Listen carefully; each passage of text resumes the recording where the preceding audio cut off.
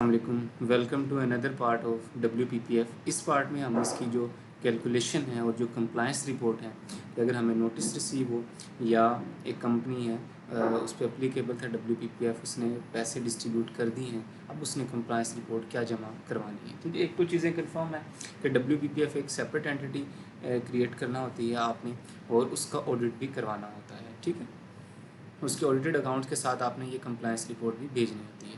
तो आइए हम डायरेक्ट डिस्कस करते हैं। ये बेसिकली चालान था, वो मैंने आपको बता दिया कि जो लेफ़्ट ओवर अमाउंट आपकी बचती है, या तो वो आप के पास दो ऑप्शंस हैं कि पंजाब की वेबसाइट या जिस सूबे से भी रिलेटेड हैं आप उसकी वेबसाइट पे जाएं और उधर ऑनलाइन जमा करवा दें, या दूसरा इस तरह का फॉर्म 32 बना लें। ठीक है, मेरे पास ये वर्ड में भी अवेलेबल है, अगर आप मुझसे रिक्वेस्ट करेंगे तो मैं आपके साथ शेयर कर दूंगा। आप उसमें नेशनल बैंक में इसको जमा करवा दें। दूसरा ये एनेक्जर होते हैं, ये आपने साथ जमा करवाने होते हैं उसके साथ ही, इस कंप्लायंस रिपोर्ट के साथ।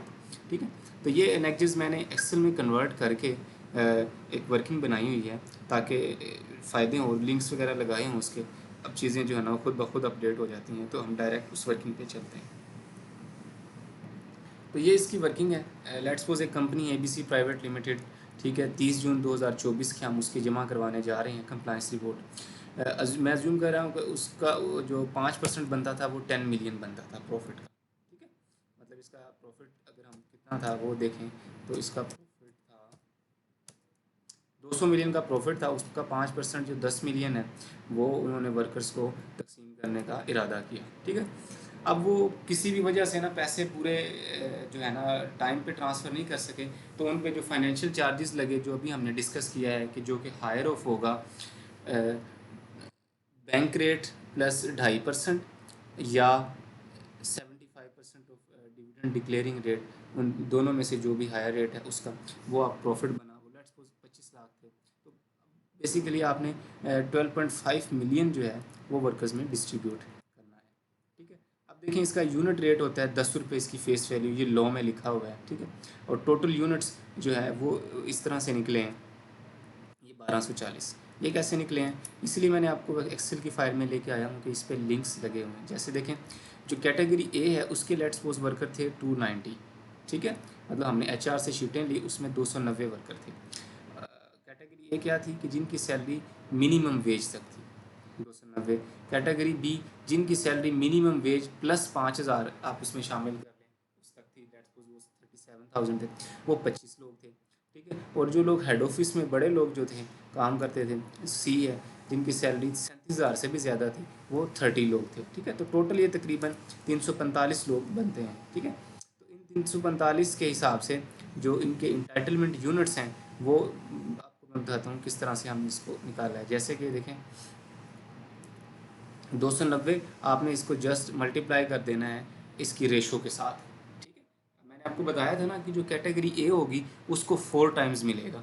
ठीक है, जो बी होगी उसको 2 टाइम्स मिलेगा। देखें बी में 25 वर्कर हैं तो 25 को 2 से मल्टीप्लाई कर दिया। सी में 30 वर्कर हैं और सी वाली को 1 टाइम मिलेगा, एक रेशियो है उसकी, तो उसको 1 से मतलब मल्टीप्लाई कर दिया, और इन सबको जमा किया तो 1240 बन गए, जो कि फिगर यहाँ पे आ रही है। ठीक है, तो ये इसके एंटाइटलमेंट यूनिट्स हैं। ठीक है, तो देखें 12.5 मिलियन जमा करवाने हैं, फेस वैल्यू 10 रुपये है, और इंटाइटलमेंट यूनिट्स 1240 बने हैं, जो कि अभी मैंने आपको बताया कैसे बने हैं। तो पर रेट जो है ना WPPF का यूनिट कितना बनेगा, वो 12.5 मिलियन डिवाइडेड बाई 1240। ठीक है, तो वो बन गया 10,081। अब इसमें ये होता है जब 10,081 बन जाए, देखें 10,081 रुपये मतलब आपने पर जो बंदा है ना उसको देने हैं। ठीक है, 10,081। अब जब 10,081 आप उनको दे रहे होंगे, ठीक है, तो होता ये है कि जो 1 रुपये है ना ऊपर वाला, ये आपको पता है फिर 1 रुपये कैसे इसको चेंज करके रखें, मतलब इनका चेंज रखना बड़ा मुश्किल होता है। तो लॉ ने क्यों दिया है कि आप वर्कर्स को 10,080 दे दें, मतलब उसको आप ना एक वो बना दें जिसे कहते हैं कि पूरे तकसीम कर दें इसको ना। ठीक है, मतलब एक होल नंबर बना दें। ठीक है, तो देखें बनते उनके थे 10,081, आप उनको देना शुरू कर दें 10,080, 1 रुपया कम। ठीक है, अब जितने भी वर्कर्स को इसी तरीके से आप देते जाएं, ठीक है, उसकी सैलरी के हिसाब से, मतलब कैटेगरी ए वालों को 10-10 हज़ार मतलब पर यूनिट 10,000 बनता है, लेकिन चूंकि उनकी रेशो 4 है तो उनको कितने मिलेंगे, ये 40,320 एक बंदे को मिलेगा। ठीक है, आप इस तरह देते रहे और इस पर कैप रखें कि ये जो 40,320 है ये उनकी मिनिमम सैलरी का 4 टाइम से ज़्यादा ना हो जाए, जो कहते हैं तकरीबन 32 ज़रब 4 तकरीबन 1,28,000 बनेगा। आई थिंक इसको देख लेते हैं। ठीक है, 1,28,000 आपने इससे ज़्यादा नहीं देना, ये कैप है इसका। ठीक है, तो आप इस तरीके से ये वर्किंग करें, परफॉर्म करें, सारे लिंक्स वगैरह लगे हुए हैं, डिस्ट्रीब्यूट होते जाएंगे। तो देखें अमाउंट इधर शो होना शुरू हो गई है कि जो 290 वर्कर हैं उनको हम कितने पैसे दे रहे होंगे, 11 उनको इतने मिलियन तकसीम हो रहे होंगे पैसे। ठीक है, 11.6 मिलियन। जो बी कैटेगरी है उसको 5,04,000, जो सी है उसको 3,02,000। आपने इसमें ना बिल्कुल भी कंफ्यूज नहीं होना और परेशान नहीं होना, जस्ट एक्सेल की वर्किंग है।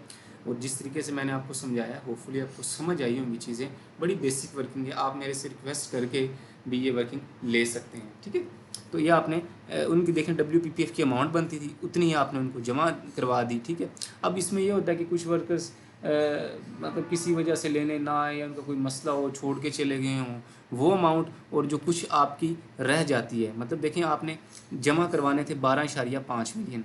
ठीक है, आपने जो जो डिस्ट्रीब्यूट करने थे, आपने जो डिस्ट्रीब्यूट कर दिए वो कर दिए 12.499,200।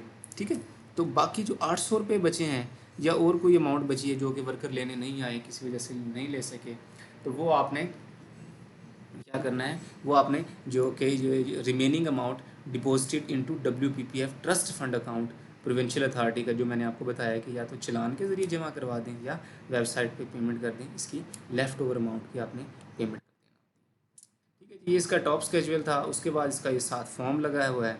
फॉर्म में भी जस्ट यही है कि आपने कंपनी का नाम लिखना है, कब बनी थी वो लिखना है, उसका बिज़नेस क्या है, फॉर्म ए पे जो बिज़नेस आ रहा है उसका प्राइवेट है या गवर्नमेंट ओन्ड है वो लिख देना है, और ये सारी चीज़ें फिल कर देनी है। उसका ईयर क्या है, कैटेगरी ए है, उसके लोग कितने हैं, उनको कितने पैसे दिए, वही जो पिछला फॉर्म उसी की चीज़ें, मतलब इसमें कोई रॉकेट साइंस नहीं और सारे लिंक लगे हुए हैं।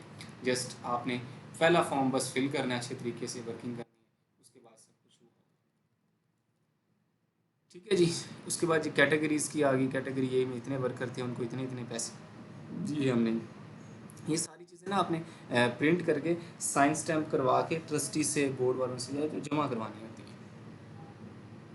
ठीक है, फिर आपने अपना फंड का जो वो है बोर्ड ऑफ ट्रस्टीज़ हैं उसकी लिस्ट भी देनी होती है कि चेयरमैन साहब ये हैं, मिस्टर ए हैं, सेक्रेटरी ये हैं, मेंबर जो हैं वर्कर्स के रिप्रेजेंटेटिव हैं वो ये हैं, उनके एड्रेसेस ये हैं, ID कार्ड नंबर ये, इस तरह की चीज़ें भी आपने देनी होती है। फिर साथ में मिनट्स ऑफ द मीटिंग होती है कि ट्रस्टीज़ की कि मीटिंग हुई। ठीक है, उसमें ये डिसाइड हुआ कितना प्रॉफिट था, इस डेट को हमने इसको जो है ना डिस्ट्रीब्यूट किया। ये जो एक फॉर्मल मीटिंग होती है उसके मिनट्स भी अटैच करने होते हैं, तो ये भी मैंने साथ ही बनाए हुए हैं, आप इसको भी जो है प्रिंट आउट करके भेज सकते हैं। ठीक है, और ये सारे लिंक लगे हुए हैं, जस्ट अपडेट हुआ है। ठीक है, तो ये जी सारा WPPF के बारे में। अब बस इसमें एक चीज़ जो डिस्कस करने वाली रहेगी वो ये है कि जो वर्कर्स को पैसे मिलते हैं वो कैश की फॉर्म में मिलते हैं। कंपनी कैश निकलवा लेती है बैंक से और डिस्ट्रीब्यूट फिर कर देती है वर्कर्स में, लाइंस वगैरह लगवा के, मतलब जिस तरह से भी एक मोड होता है ट्रांसफ़र करने का, आपको पैसे ट्रांसफ़र कर देते हैं। अब जो वर्कर्स को पैसे मिलते हैं वो सारे इनके हैंड में एग्जाम्प्ट होते हैं, उस पर कोई टैक्सेशन नहीं होती। तो ये जी WPPF के बारे में तमाम मालूमात मैंने सोचा कि ये आपको दी जाएँ, क्योंकि इस तरह की जो इन्फॉर्मेशंस हैं दिस आर वेरी क्रिटिकल, और समस टाइम जब हम इसको हैंडल कर रहे होते हैं तो we face lot of difficulty, तो उस टाइम समझ नहीं आ रही होती कि इसको कैसे वो करें। तो आपसे रिक्वेस्ट है कि चैनल भी सब्सक्राइब करें। ठीक है, ताकि मुझे और अपना फीडबैक से मुझे लाजमी बताइएगा कि आपको वीडियो कैसी लगी। अगर कोई क्यूरी आपको समझ नहीं आती तो डिस्क्रिप्शन में चैनल की में मेरा व्हाट्सअप नंबर है, ईमेल आईडी है, आप वहाँ मुझे बता सकते हैं, पूछ सकते हैं, ये स्लाइड्स जो हैं मेरे से ले सकते हैं। ठीक है, बाकी होप फॉर द बेस्ट। इंशाल्लाह कोशिश है कि हम इसी तरह अपने जो प्रोफेशन है उसमें वैल्यू ऐड करते रहें, ताकि जो हमारे प्रोफेशनल्स हैं उनको किसी भी पॉइंट ऑफ टाइम पे कोई मुश्किलात ना हो, और जो लॉज के रेगुलेशंस की कंप्लायंस है वो बेहतरी है। क्योंकि देखें WPPF एक पब्लिक सेक्टर इदारा है, इसमें और लोगों के बड़े बेनिफिट्स अटैच होते हैं। नेट नहीं आ रहा, वरना मैं आपको बताता कि इसमें जो आप देखें ना WPP को पैसे एक तो वर्कर्स को दे दिए, ठीक है, वर्कर्स ने अपनी जिस काम भी उन्होंने लगाने थे लगा लिए, ठीक है। दूसरी होती है जो left over amount of W fund में जमा करवा देते हैं, उनको हुकूमत की तरफ से बजट भी मिलता है, वो ना स्कॉलरशिप भी दे रहे होते हैं, ठीक है। जब वर्कर्स की मतलब शादी, उनकी बेटियों की शादी होती है तो उसमें वो जहेज़ वगैरह, मतलब उस तरह की जो चीज़ें हैं वो भी दे रहे होते हैं। डेथ हो जाए तो उसमें डेथ ग्रांट्स भी होती हैं।